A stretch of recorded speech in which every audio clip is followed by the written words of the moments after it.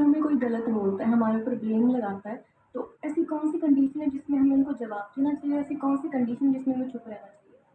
हर वक़्त बेटा चुप रहना चाहिए। जवाब देने से क्या मिलेगा?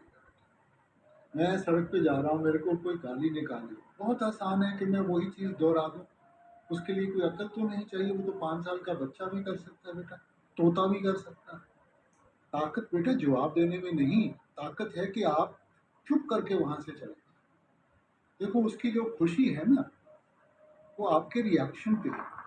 अगर आप रिएक्ट नहीं करेंगी ना, तो आपने उसकी खुशी खत्म कर दी।